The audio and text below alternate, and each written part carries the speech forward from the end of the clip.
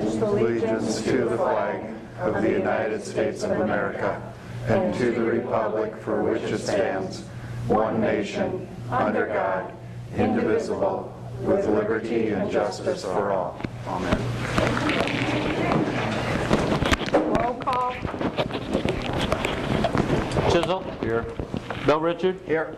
Carlson. Here. Luce. Here. Bergen. Here. Hadley's absent. Johnson. Here. Approval of the agenda. Move to approve the agenda. Second.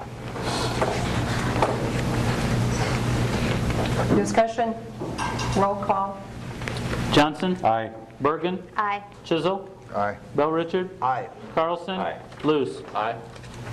Under public comment, I have asked Jack Sovereign and Kristen Underwood to come and talk to us about Jack's summer project. It was quite a unique one for a young person to be doing, and it was pretty exciting. I have sent pictures both ways to take a look since the weather wasn't so good, but if Kristen and Jack would come up to the microphone, that'd be great. Thanks for inviting us. Why don't I just go this way? Say, Jack, so why did you ever decide to do this? First state what it is you did. Well, we started a bookmobile in the back of Kristen's truck.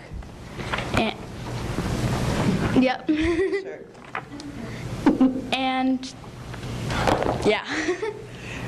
You may or may not know that Jack's mom, Shannon, is a librarian at the middle school and the high school, and it actually started when she found a box of old library cards and pouches, you know, the checkout pouches, and that gave Jack the idea. So I was riding home from Madison in the car because Mom's There you go. friend lived in Madison, and she'd given it to a friend to do something with, and she never did anything with it. Yeah. So we took it back, and I had the idea to start a bookmobile because I just read an article on bookmobiles. And then I called Kristen, and because she's like the first person I'd call for any like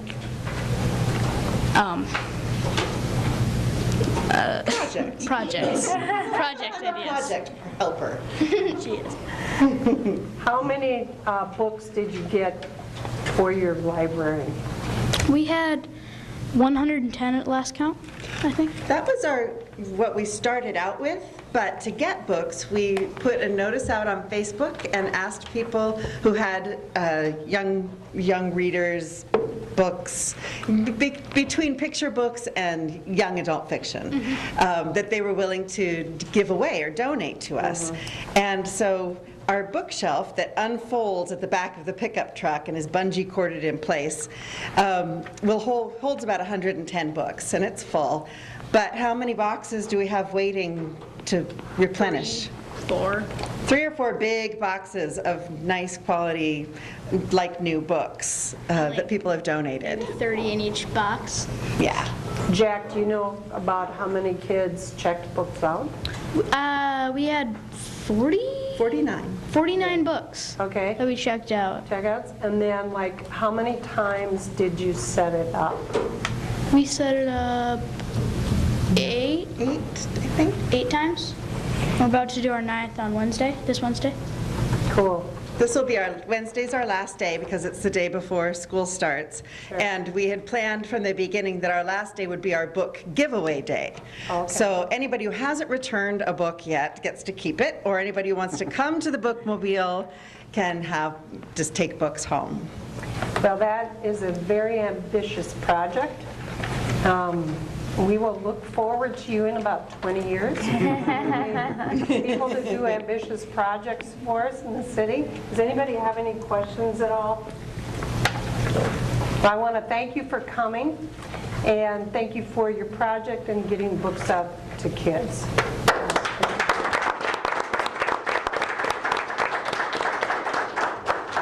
Is there anybody else that wishes to address the city council and then are not on the agenda? Okay, Consent agenda. Consent agenda consists of minutes of the August 6, 2018 meeting, claims, renewal Class C beer permit for Oneota Co-op including Sunday sales, renewal Class C liquor license for Rubiat including Sunday sales, new special Class C beer wine permit for Oneota Co-op including outdoor service area, renewal Class E liquor license for Backwater Spirits and more including Class B wine, Class C beer, and Sunday sales privileges. Consider a C3 commercial design review for 205 Court Street, St. Benedict's Church Building, a new sign. Consider C3 commercial design review, Bank of the West, 120 West Water Street and 405 Hively Street, signs at both locations. Consider C3 design review for 300 West Water Street, Blue Hair and Knittery for a sign. Resolution 2901, setting a public hearing on rezoning of property David and Julie Olson, 1006 Woodside Court, property parcel to R2 single to 4-family residential for September 4, 2018, 5:45 p.m. Resolution 2912, setting a public hearing on rezoning of property Ossehagen Properties 404 Ohio Street for property at West Highland Drive, a parcel from HM Hospital Medical District to R3 Multiple Family Residential District. Resolution 2903, approving the street finance report. Resolution 2904, setting a public hearing on the sale of city or public property.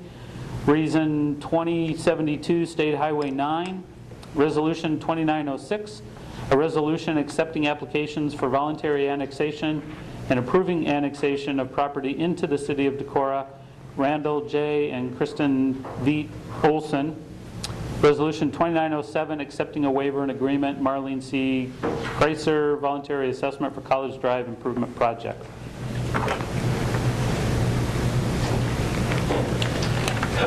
Move the consent agenda.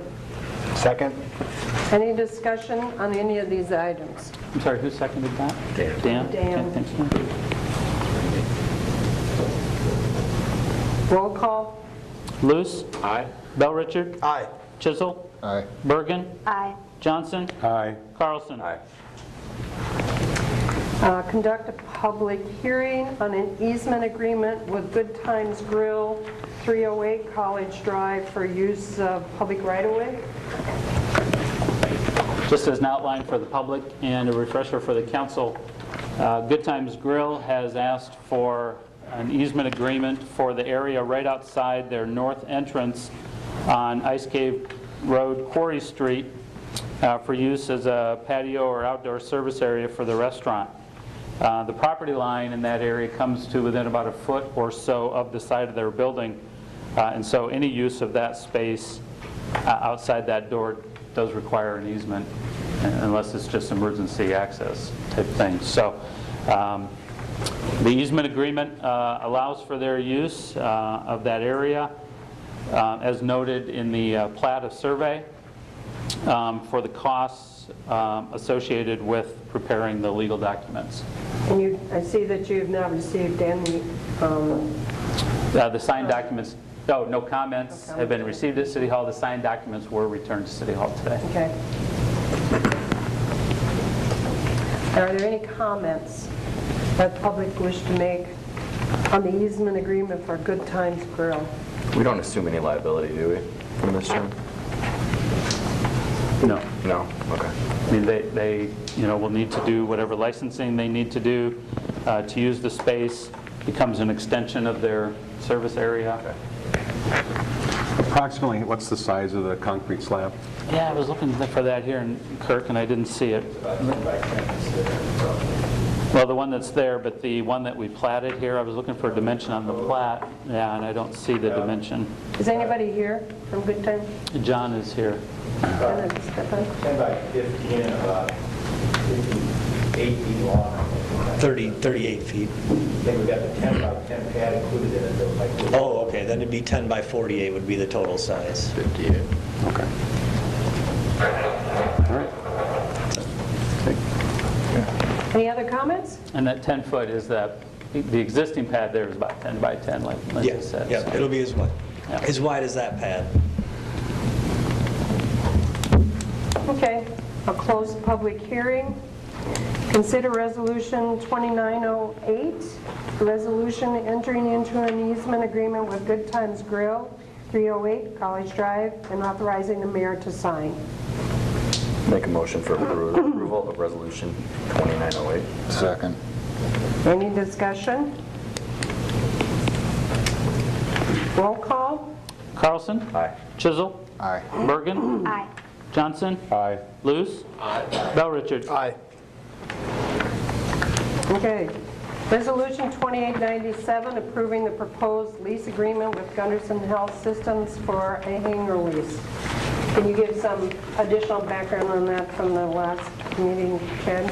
Yeah, so at the last meeting, there was some discussion by council that the lease agreement be amended, or that we had talked about amending the lease agreement to reflect the variable annual principal payments by the city. Gunderson has agreed to those terms. There is a payment exhibit at the back of the lease in your Dropbox that does reflect those variable annual payments. One other item that came up when we consider the city's bonding schedule, the best case financing scenario for the city is over 15 years. And of course, we know Gunderson was looking for a 20-year lease of the hangar. They have agreed to structure their lease payments for that 15 years, but they still want a 20-year lease. So what that means is that principal payments would be matured out at the end of 15 years, but then they would still have a lease to occupy the hangar for an additional 5 years for the full 20 years. I think those were the only changes that were talked about since last time. Any questions before you? And I do have a signed copy that was emailed. Laura, did you bring the originals? Okay. Okay. And there's nothing in for the project goes over budget.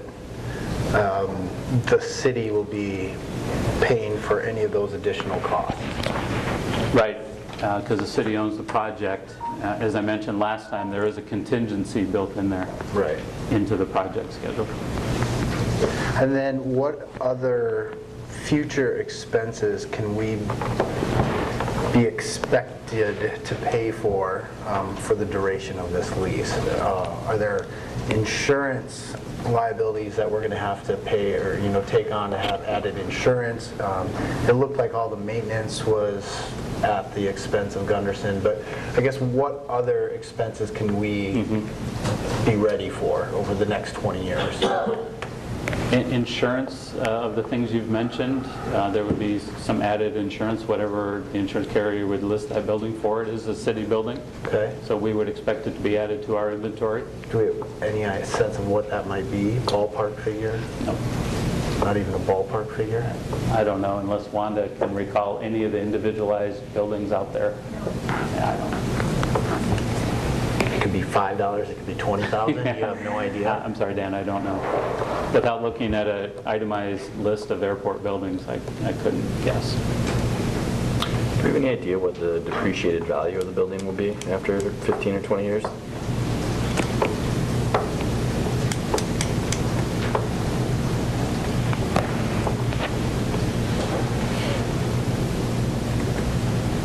Nobody? Okay, so what we need is a motion. I think Dan's still good. Okay. I've expressed my concerns before. I'm going to do it again. I have a really hard time in this situation asking the taxpayers of Decorah to be subsidizing this. I did some additional research looking at the 2016 financial report from Gunderson Lutheran. Their net assets were over $1 billion, with their net operating revenue in 2016 alone over their expenses being $94 million. And I have a hard time for the citizens of Decorah to be paying for a project that Gunderson Lutheran brought to Decorah under what was sold to us as a project that would not cost the city any money, and is now going to be costing us, I would say, at least $300,000, but then there's more to it potentially that we don't know what it's going to be. I'm going to come across as the guy that doesn't want them there. This is not the case. I do want Gunderson Lutheran to have this service here in Decorah, but I don't think we're there yet in the negotiations to make me feel comfortable voting for it. It's been sold to me as a project that will be good for the citizens of Decorah, but also people outside of Decorah. And my concern is the citizens of Decorah are now going to be helping to pay for this project for many others. And I think it could be looked at a much larger project amongst county residents, maybe multiple counties, but something beyond the city of Decorah, especially when I see the financials of this institution. Yeah, I think that all along you've been very clear on how you feel about it. I still feel, and I'll say the same thing that I've said before, I still feel the value for our community for lots of different reasons. At the end, you also are going to have the value of a hangar that's going to be there, whether they would use it or somebody else would use it. There would be value in the sense that it may encourage other people to do the same, let alone the value to the individuals. I understand the piece about the pricing. I do believe when they first started talking about what it was it took individuals who are working with that project in the second step, and people from the airport board can talk to that. They didn't, just say, well, let's just keep adding. There were things, and they were very diligent in when they looked at the budget, and I would ask that they speak to that. But I see it as a positive piece. Going forward, you definitely can monitor what your concerns are going to be, but we can also monitor what the successes are going to be with it. Dan, how would you see the lease renegotiated? Well, I mean, to be honest, I was pretty excited when we received Laura's email on Friday, and I'll read it. Since the last council meeting, we, city and GHS have been able to amend the lease so that it meets the city's needs of the bonds, or the city's bond payments. GHS has agreed to modify our commitment for $1 million for 20 years to $1 million for 15 years. If you recall, our letter of intent stated we would do either $1 million over 20 or $750,000 over 15. We hope that our flexibility on this issue is viewed as an olive branch to partner with the city. And so I thought that was great. My interpretation of this is, okay, now it's $1 million for a 15-year lease. So essentially the city is getting an additional $250,000. It's not closing the gap on the potential $300,000 or more that we're going to be spending on it, but it's closing the gap. And so that's how I read it. And it was not only till going over the background notes and then the lease, I was like, oh wait, that's not the case. It's $1 million over 15 years, but the lease is still 20. So, I mean, that would be something that would make me comfortable in voting for this, is $1 million over 15 years. And the lease over 15 years. Exactly. Correct. Other comments? Or $1 million over 25 years, or whatever Laura said that their intention is to renew the lease and stay here, but there's not going to be anything in writing for that. She's also said they're willing to discuss, if there's additional expenses, they could discuss that, but there's not going to be anything in writing in that, which leads me to believe we're on the hook for that. So 15 years out. So if they're really intending on being here beyond 20 years, then let's make it a 25-year lease for $1.3 million or something like that. So we can feel comfortable that we've been made whole and they're going to be here. Just doing the quick math, they're paying about $4,166 a month for the 20-year term. You didn't do that in your head. No, I used my calculator. I just said quick and dirty. It'd be an additional 6 years. If you would add that up. $50,000 a year. So, Do you wish to hear anything from the airport board themselves. There's plenty of members there. Is there anybody that wants to speak? Maybe to whatever question you might have. I know that if you're looking at the financials, they're looking at Gunderson. Ask away. Any questions? So is my assumption wrong that the city council, when this project was brought forward, that it was clear that we didn't want to spend any money on this project and that that was the goal of it? Or is Chad not telling me the truth? You know, when we first got into this discussion with Gunderson, it's been 3 years ago, and at that point in time, that was the intention at that time, that this was going to basically try to be a wash for the city. That's what our intention was at that time. As things have progressed along, obviously we've gone through 2 bids now, so we're into this thing for $250,000 with just engineering fees alone and architectural fees. So if this thing doesn't work, we're still going to be into this for $200,000 and have dead air to show for it. So if it's a matter of $300,000 that we're talking about, you know, I feel pretty confident we're going to redeem that after our 20.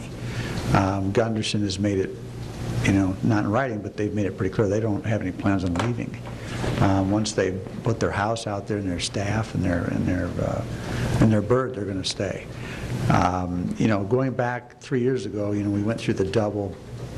We've gone through two bid processes, and since then too. I mean, costs have gone up on materials.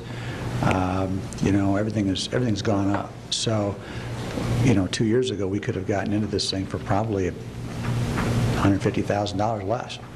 But all of a sudden, with things gone up the way they have. Who was dragging their feet on this then? Was it us? I don't know that there's anybody dragging their feet. I think, you know, when you're dealing with large corporations like Gunderson or the city, for that matter, I mean, things take time. I don't think this is something we could have probably agreed upon in 6 months or less.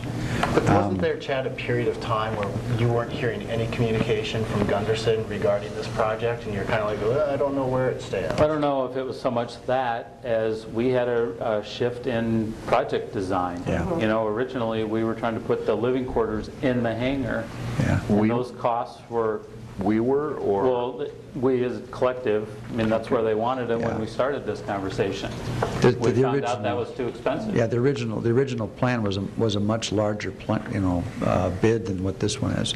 This has actually been downscaled by $500,000 because the original bid came in at over 1.4, and so that's, you know, so we've went back and reinvented the wheel per se and said, all right, we have to change not only the location of where the hangar's going to go, but what's going to be inside of it.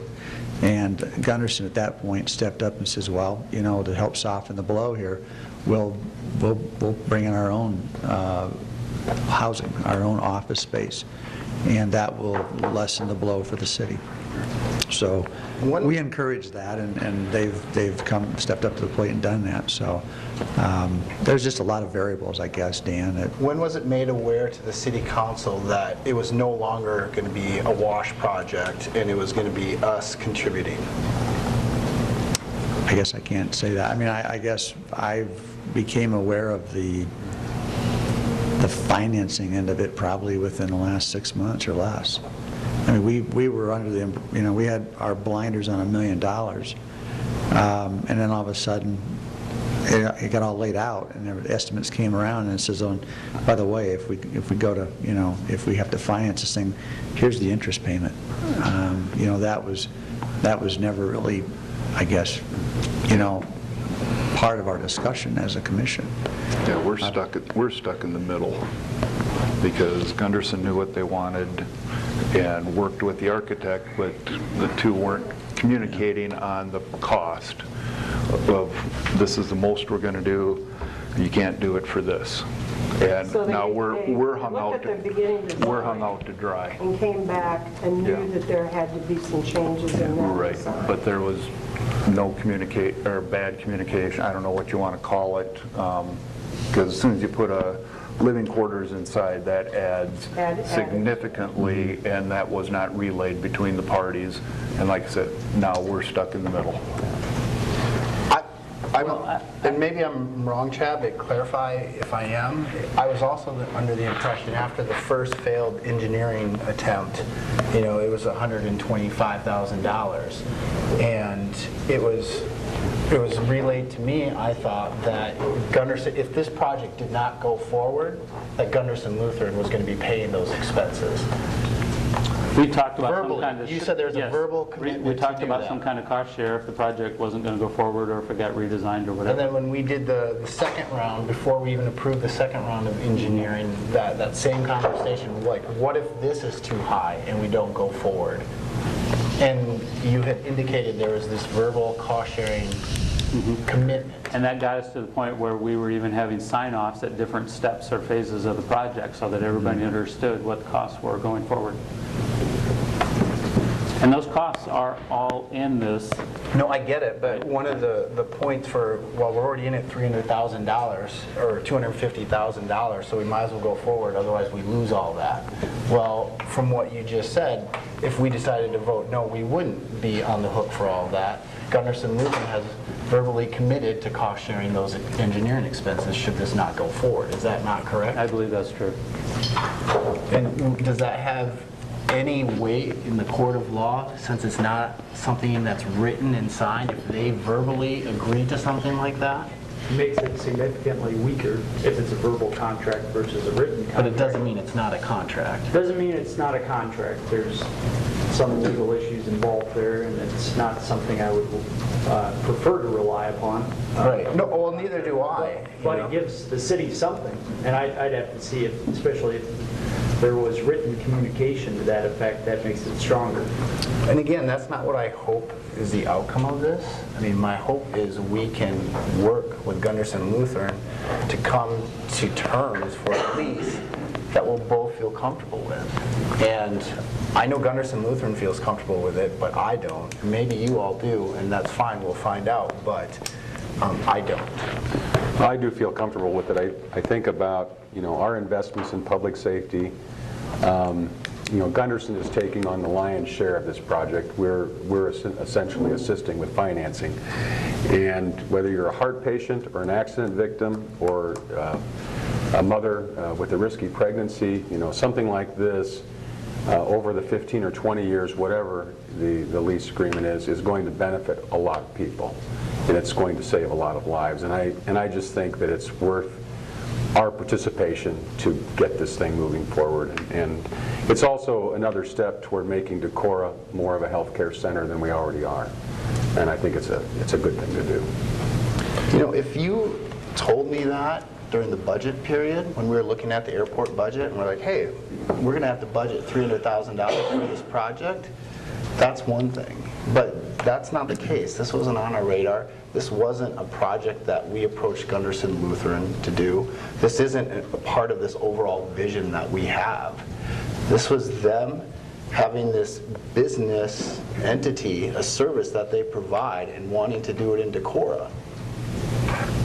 And did we not feel that that was of value to be able to have that here? Yeah, and we're leasing, yeah. And we That's why continue to I'm feel that. not, I'm not debating the value. Yeah. I think it's a good thing, but you know what? If they're in Cresco, we're still going to have those services. If they're in surrounding locations, we're still going to have those services. 20 minutes away. What's the helicopter ride, though? Yeah. I mean, yeah, you're right, Kirk. It's not going to be right at your doorstep. I understand that. I think we've gone on record supporting activities in this community in terms of helping a new hotel come in. We spend $500,000 to make sure economic development can help tear down and take care of all the expense off of a private company to make sure they got here. We've had several instances of providing tax rebates to make sure things happen in town. I'd have to say the $300,000 for financing and investing in Decorah is well worth the price. And I do not disagree with you, but the hotel didn't come in here, have the city expend all this money under the assumption that we'd be awash, and then right before, signing the final paper, say, oh, by the way, now it's $300,000 more than what we're willing to pay, so you guys are going to have to pay that. It's different. It's completely But different. it's also a facility we own at the end of the lease. True. We're getting $1 million structure for $300,000. Is Gunderson open to extending the lease to cover the entire project by, say, 6 years? If we can kind of address some of the things that have been said too, I would like to do that. This has been a very long process for all of us. In the beginning, we did have the living quarters inside the hangar, but we did have city officials and the airport commission at every single meeting. So it wasn't just Gunderson saying, we want all of this at an unlimited price tag. It was a conversation, and none of us knew that the cost was going to be so high because we had the housing inside of it. We have been renting an existing hangar at the airport for over a year now. Has it been over a year now? We were planning that would be a 6-month lease. We significantly increased the rent that we pay at that hangar to make a few improvements that did cover the entire cost of those improvements. So we want to be a good neighbor. We want to be a good partner, and I think we have shown that up to this point. We're not going to walk away from this facility in 20 years because it just doesn't make sense for us. This is the location we want to be. This is the location our flight staff want to be. Again, we've been going over this for, I think, 3 years. I think we're at the point that we either need to make a decision of, yes, we're moving forward, or no, we're not moving forward. And I don't think we would be open to any more negotiations on the lease or any of that. Our flight crew, when they were hired, they were told that it would be a 6-month temporary location. They now have been in that location for almost over a year. It's been a year now in August. So we want to get them in a permanent setting, and we want to get that started as soon as we can. Again, we think, we're paying for the majority of the project, and you guys are going to own it after that. Again, we hope to release it at the end of the 20 years, but ultimately that's going to come down to the city and Gunderson sitting down in 20 years and figuring out what that's going to be.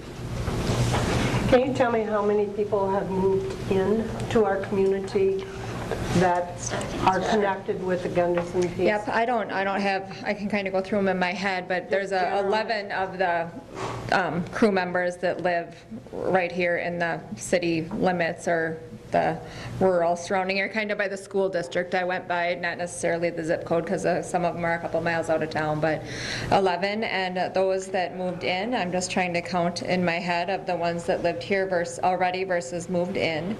And 4, I think, moved in new to the community. Several of the paramedics that you guys know already lived in town, just were commuting to La Crosse previously.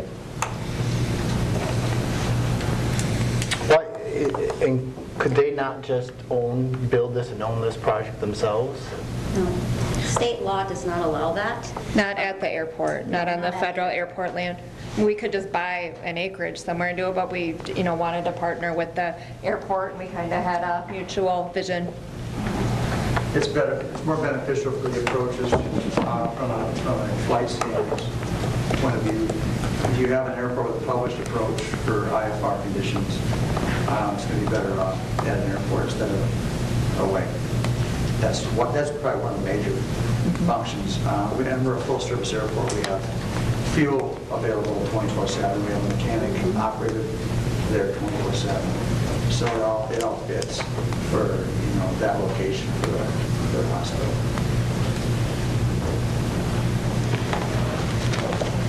The other thing I was going to mention too is, since we did take the housing out of the hangar, that is another significant investment we are making that also turns over to the city after the 20-year lease is up.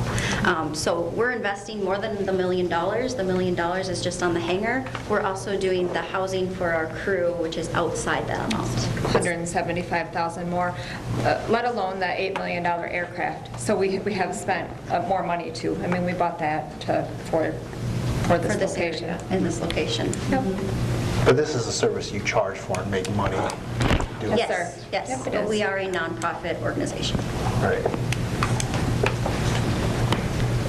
Okay. And so that's true, the housing is going to be turned over to the city as well? No, John just pulled that up here. And No, the way that it's been drafted is that the dormitory and the improvements for the dormitory belong to Gunderson. And actually, the way it's been drafted is the lessee shall remove the dormitory from the premises upon termination of the lease. Then we also have a provision that lessee shall restore that portion of the premises to its original condition, and if they don't remove it, it'll become the property of the city, and that they would be liable to the city for any costs incurred by the city in removing said dormitory. I think our concern was, if Gunderson's not there, why would we want a dormitory there? So that's why we had that provision in there. But we'd want the hangar there? The hangar stays. we do want The hangar stays, yeah, actually, that's specified in there, title to the hangar stays with the city at all times. The dormitory, though, is like personal property, essentially. I believe it's a modular It's a home. manufactured home. Yeah, and I think I'd have to double check, but I think we even said that they can't have a basement because we want to make sure that Correct. Right. it's easy to remove it. They didn't want a basement in the first place. Speaking to the maintenance, Dan, you asked a question about maintenance with the hangar. I can speak for the rest of the hangars at the airport. They're pretty maintenance free. We don't, I think the most we've ever had to do with those hangars is maybe recable the overhead door, which is a couple $100. But we're not responsible for that, though. Well, The lease says that the Gunderson. hangar, yeah, you're just getting into a touch on the maintenance. The maintenance, I mean, we aspect. might have to work out a deal with like Mike Connell about grass and snow and that kind of stuff, but the heavy maintenance, it's, stated clearly in there that it's Gunderson's. Most of our buildings out there have been pretty carefree, and most of them are all paid for. And so we're collecting a pure profit revenue off those hangars. Yeah, but the city still subsidizes the airport on an annual basis, so. At some point, if we can get enough corporate aircraft based there with hangars, and we can collect enough rents out of those hangars, hopefully we can lessen the amount of money that the city has to ante up every year. But we're getting a corporate hangar, and we're not even going to break even after 20 years.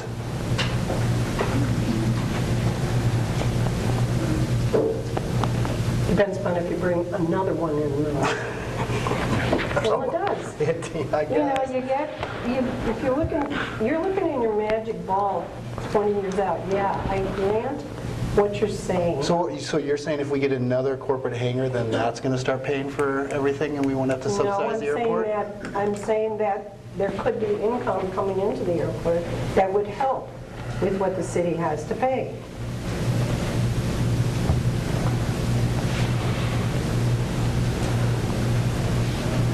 It's a process that assists in the development of the airport. Your larger corporate customers usually pay more money per month, per year for a hangar. Your small G8 aircraft don't really pay that much. How much do they pay right now? What's that? How much do they pay? They range depending on the age of the buildings out there. Some pay as little as $85, $90 a month. For an airport hangar? For a hangar that's... How much does That's a smaller airport hangar. How much does a storage unit cost per month? It's not fair to compare those two. Bottom line is, the airport is taking 100% revenue off of most of the hangars at the airport every month, and there's very little cost for keeping those hangars up. And the bigger the aircraft, the more expensive the aircraft, the more money you typically roll in. And with that said, those funds can increase substantially if you bring in a couple more jet or turbine power aircraft. Not to mention FAA really smiles upon the fact that if you've got turbine aircraft, they're more likely to fund your airport with more financing. Those are grant dollars, correct? Absolutely. Which we have used in the past in order to keep everything. We can lessen the blow to the city quite a bit that way. Yeah. What could you expect for rent for a corporate hangar? It depends on the size of the aircraft. I mean, you can see, $2,500 a month for a twin or a light jet or higher. And again, it depends on what size, how much money they're willing to stick into it right away, and they're willing to build it on their own dime. We'll let them do that.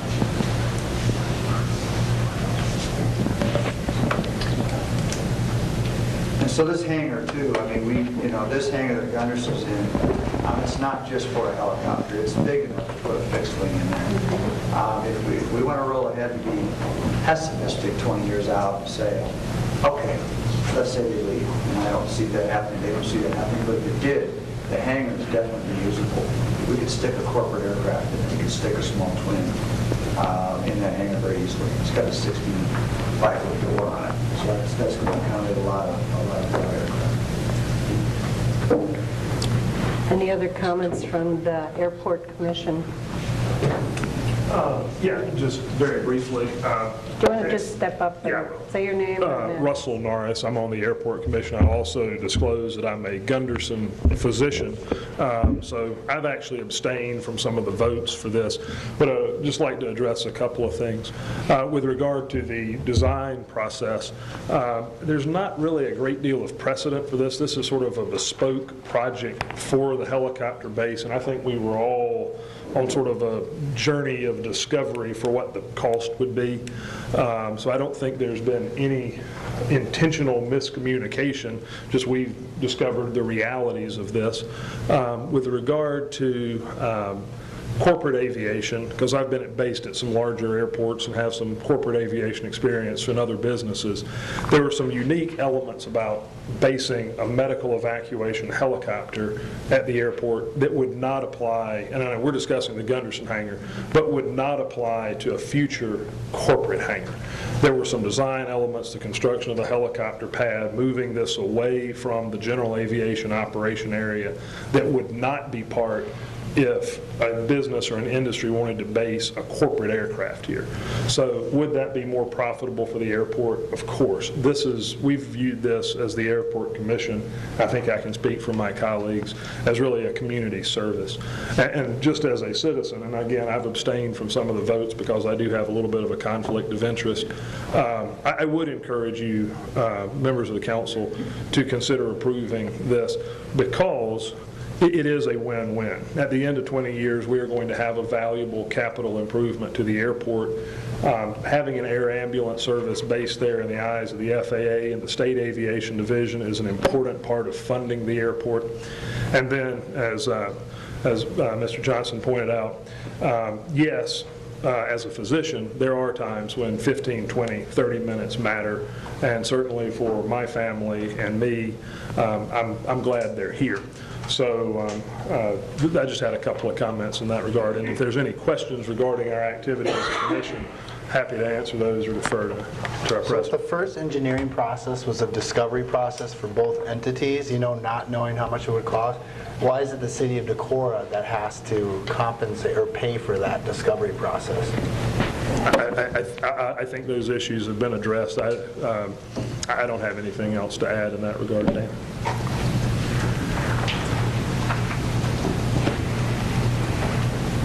I don't think it'd be the first time that the city council has had to pay for initiatives that were brought forward. I could not list them in the past, although I have sat in No, I don't, discussions. but typically you discuss Typically you terms. do. Typically you do, and the next time you start working with another project, you're going to be able to know exactly what you need to do.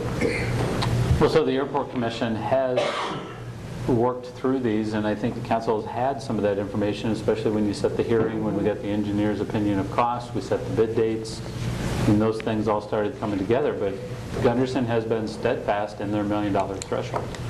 We've tried to negotiate that. We've tried to work with them on that in terms of absorbing all that, but that was their letter of intent, and they held by that. Is there a rep from the council that is like the rep for the Airport Commission? I'm just thinking, like, we all wish the communication Yep. would have And been I was more going to ask, transparent, so we, if there, how many of the city council people ever went to the discussions that they had and ever posted? I've been through a couple. I've been through a couple. I was at one at least. Was there one? And Dan, I just want to say thank you for your leadership this summer, as this has been at our council table, for getting us to this point to negotiate a better deal than we had 2 weeks ago. And I'm glad that we're here. This is a vote I'm happy to be taking, and I echo the mayor and Kirk's comments about it being a public service and an investment we're making in our community. And we've learned more, like we learn all the time, in terms of how we negotiate and start projects like this. Well, it's only a public service if it's available, and it's not always available. We can certainly be on other flights or have weather issues. It's the business, unfortunately. It seems like it's feast or famine, just like anything else.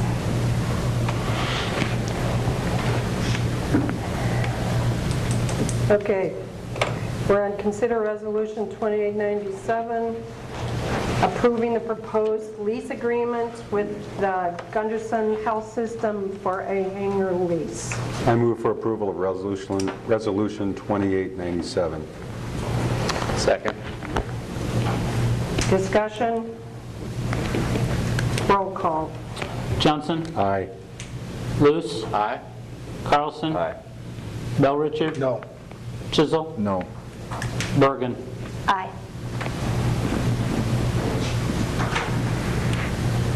And final tally is 42. 42. Motion passed.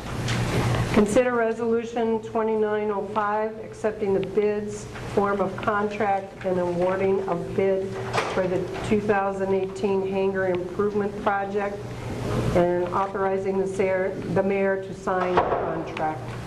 I move for approval of resolution 2905. Second.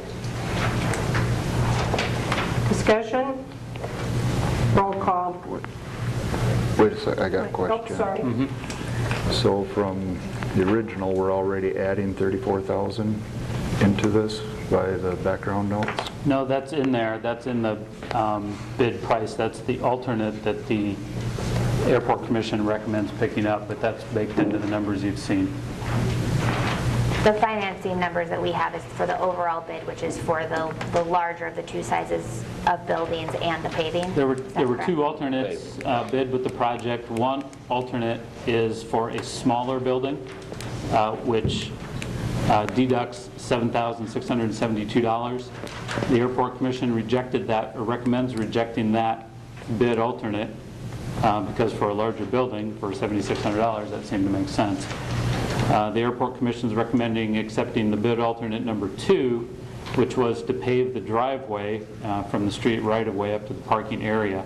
And that's an add of $34,000, but that is into the numbers you've seen all along.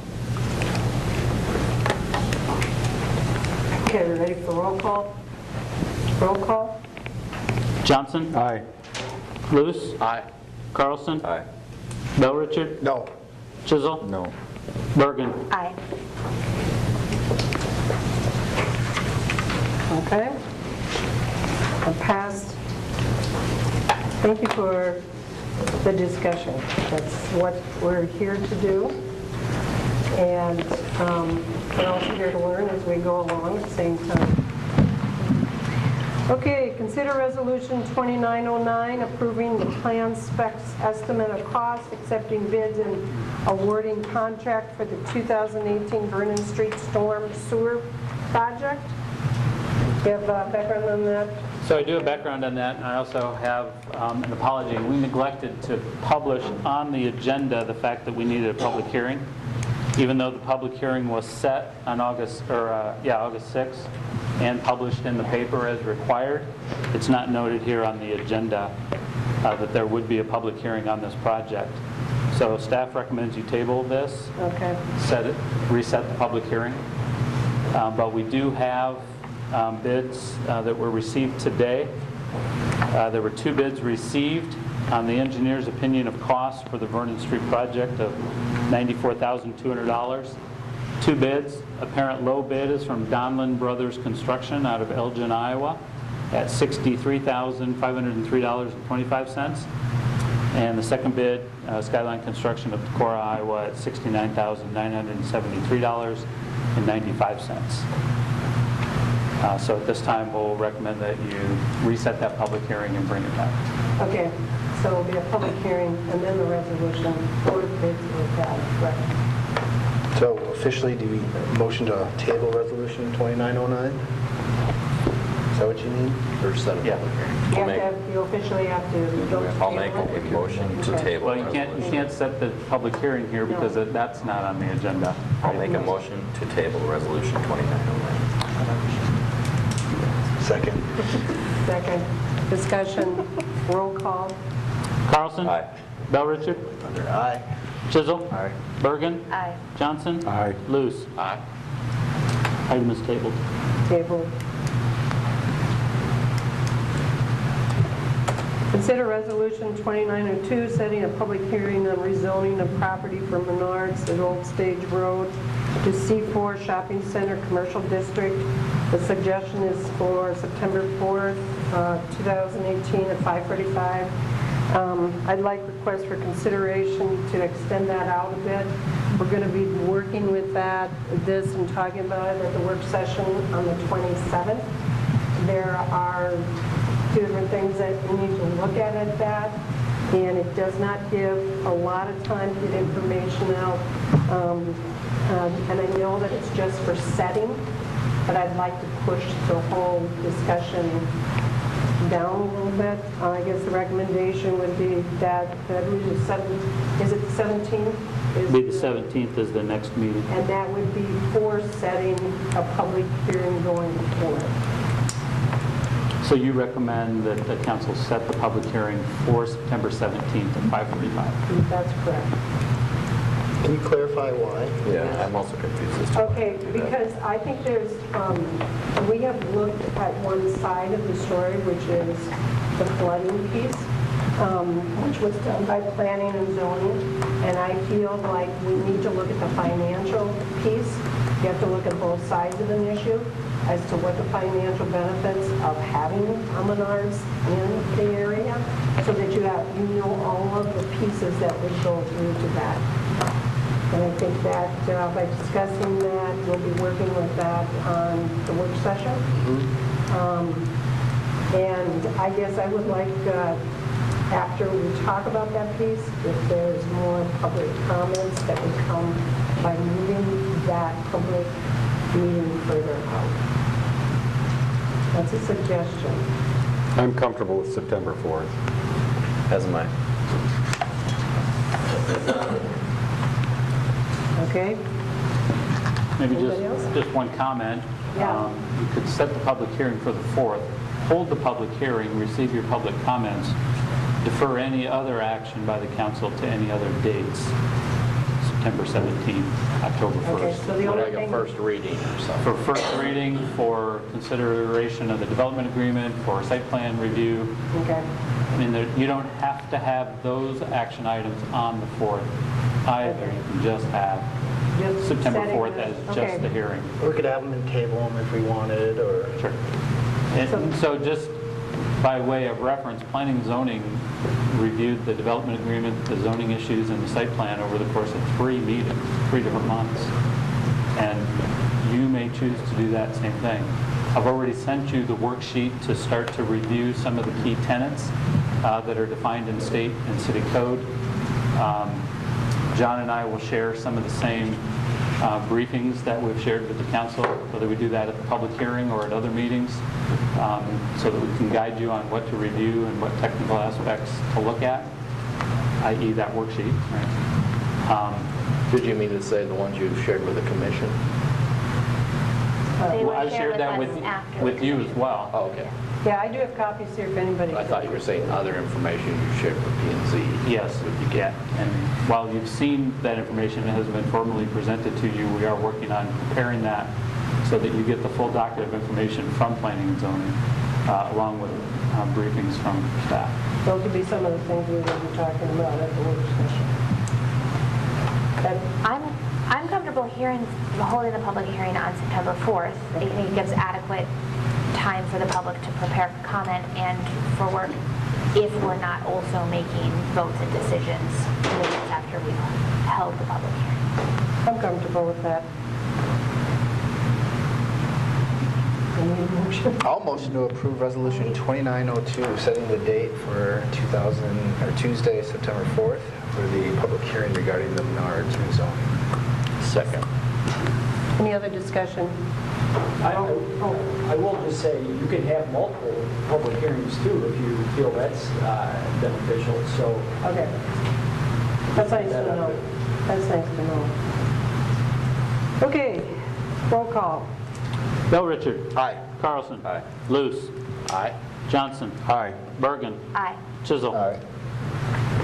Okay, consider resolution 2910, final plat of Scenic View Estate, 13th edition.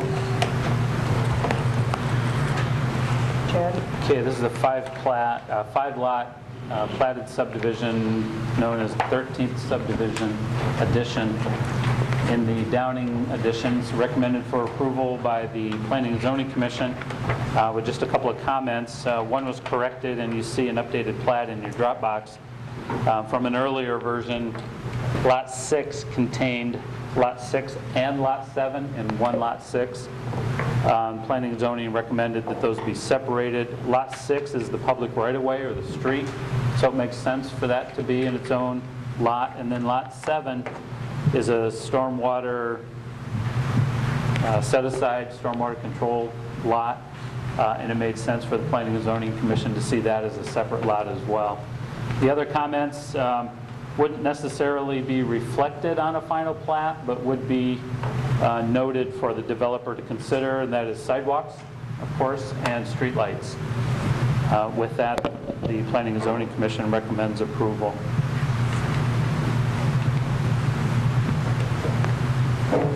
I guess there's just one comment too that isn't necessarily reflected here, or I'm asking you to make a motion on, is that it's the intent, I believe, of the developer to deed Lot 7 to the city as a stormwater set-aside or a stormwater easement area. I would caution the council, accepting lots like that just increase our maintenance obligations over time. And that doesn't need to be decided today, it's just a comment that I would add. By acceptance and approval of this plat, you're not accepting, and nothing's being deeded to the city. And if it were to be, that would be a separate action. Right. Has that been typical in the past, Chad, from what you've seen? It's hit or miss. Your subdivision code, and I did put a note to that effect in the background notes. While section 16.04.170 general requirements does require where a subdivision is traversed by a watercourse, drainage way, channel, or stream, there shall be provided a stormwater easement or drainage right-of-way conforming substantially with the lines of such watercourses. And so it provides for those facilities to be constructed, but I don't see anything in the subdivision ordinance that requires the city to take it or to own it. We can have the easement to do what we need to do, but we don't own it, meaning we have to maintain it. It can remain in. And by easement, you may have some reasons to get in there and maintain it. Maybe there's heavy silt or who knows. But to your knowledge, do we own any other? Oh, there are some that we own, and there are some that we don't. Just over time, things happen differently for different reasons. So. Okay. I would motion to approve resolution 2910. Second. Any further discussion? Roll call. Bell Richard? Aye. Carlson? Aye. Luce? Aye. Johnson? Aye. Bergen? Aye. Chisel? Aye. Consider resolution 2911, preliminary and final replat of Lot 1 and Lot 5 of Scenic View Estates, 9th edition. This is a replat of those two lots to combine them for purchase by one individual. Essentially, what the replat does is removes the utility easement between lots 1 and Lot 5. So it just removes that easement so that the homeowner can combine those two lots. I think their intent is to build a house over those old boundary lines. So it's a simple replat. P&Z recommends approval. I'll make a motion for approval of resolution 2911. Second. Discussion? Roll call. Carlson? Aye. Bell Richard? Aye. Chisel? Aye. Bergen? Aye. Hadley? Oops, sorry. I'm just reading and I'm like, Aye. come on. Should be a mouth. Johnson? Aye. Luce? Aye. Sorry. Okay, city manager, department heads.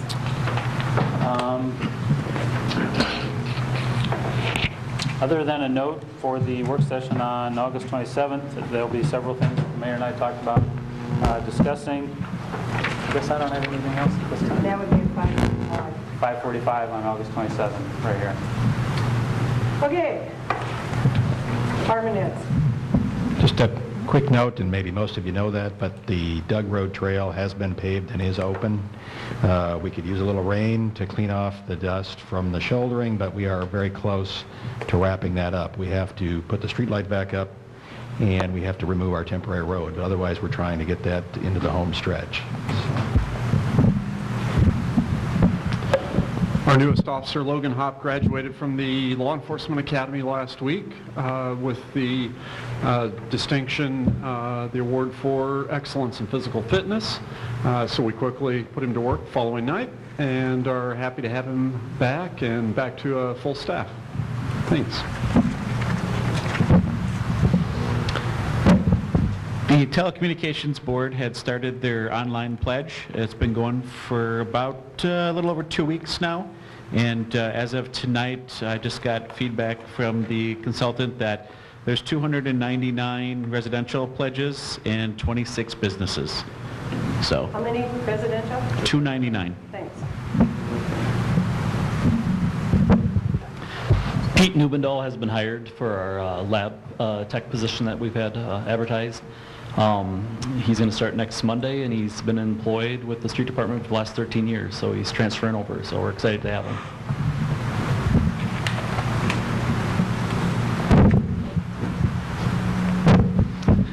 The water department installed a new drinking fountain. I believe the SMID board bought it.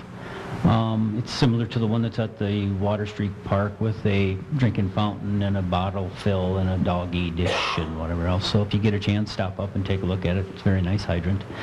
And also last week, our well number 6, we had Northway pump in here to pull the well. We had some noise developing in the motor, and after they pulled the well and the pump up, the bearings on the pump were actually out and some of the casing was bad. So they're going to be doing an estimate of that. They're going to be getting it back to us, and then in the meantime they're going to bring their camera in, and we're actually going to televise the casing all the way to the bottom just to make sure that the casing is okay. It's been about 20 years since any maintenance has been done, so we've got our use out of that well. What channel is that on? Pardon? Oh, I'm sorry, yeah, the drinking fountain that we installed is on Winnebago and Main Street, across from the courthouse. Oh, you were going to televise the well, or are you going to broadcast that? To be determined. We'll get that on cable access. There we go. This will be the last week that the swimming pool will be open, so we've got adjusted hours this week as most of the lifeguards have either gone back to school or will be starting school on Thursday. And then it wraps up this weekend. On Saturday we have a special dollar day that's open for the public that day, and then Sunday is the popular dog swim. So, and then nobody wants to go in after that. Andy, how many lifeguards do you hire? Good question. So I think it would be around 30 to 35. Yep. So start, and a few get their certification at the beginning of the summer, and we always end up tacking a few more on as we get into lessons and stuff. So, yep.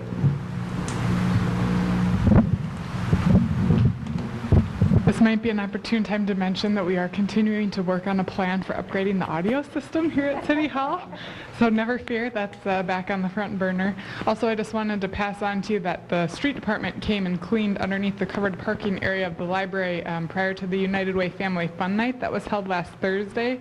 They really put a lot of time and effort into it, and it made the world of difference. It was nice to see a lot of kids and families down there that were not covered in the muck that seems to like to get sucked into that area. So big appreciation to the street department for their efforts there. Thank you.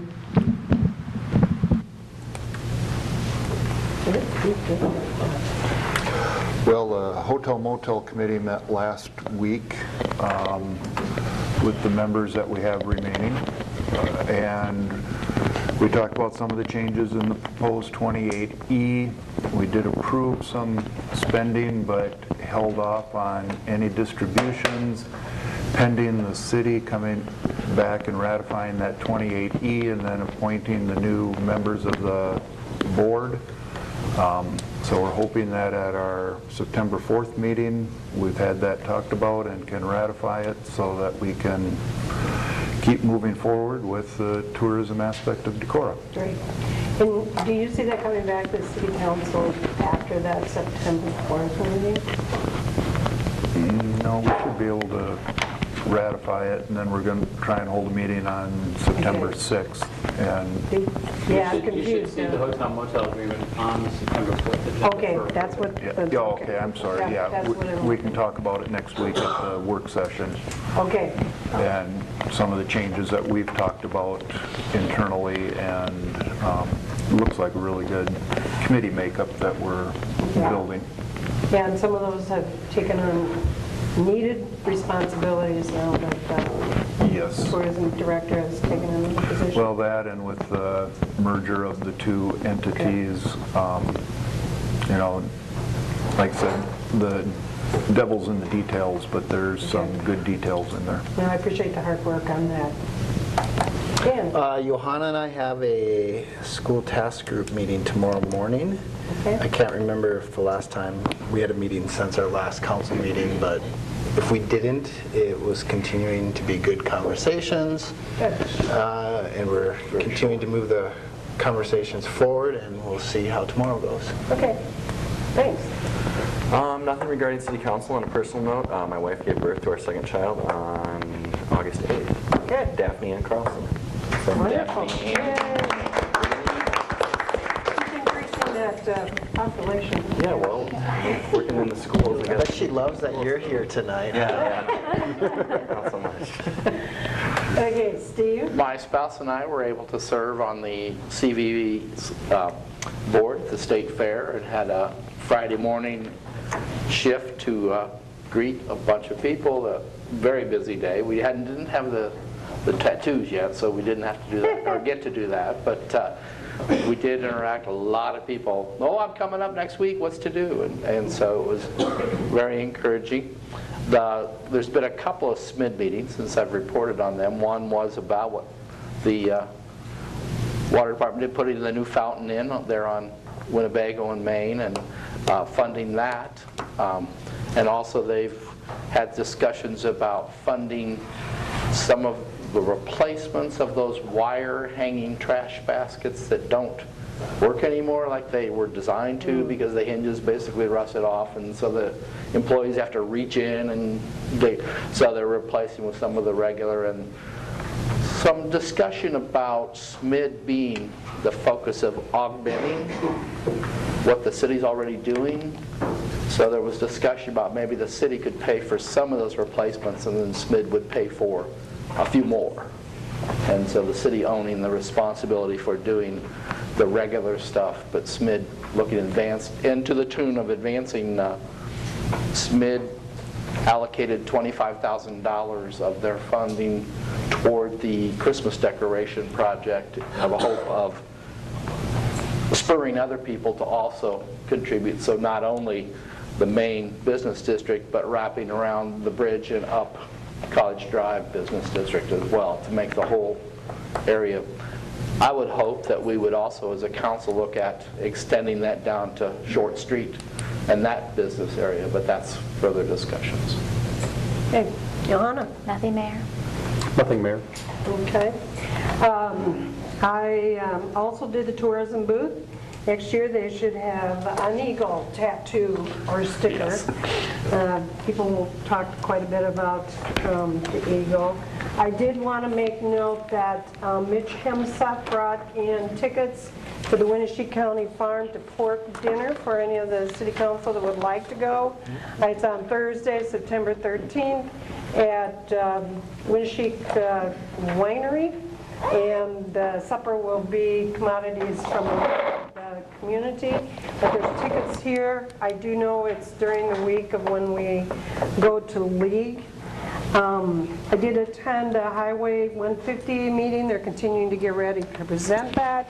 And I'm choosing at this time to honor the proclamation that Governor Reynolds had made as far as wastewater, water and wastewater workers week. There isn't a day I don't go by without thinking about you guys when I run that water. And all the work that they do to provide healthy water for us as well. So I'd be glad to check that out with Sarah after we get done. Let's see. And I think that's all I have. Motion to adjourn. So moved. Adjourned.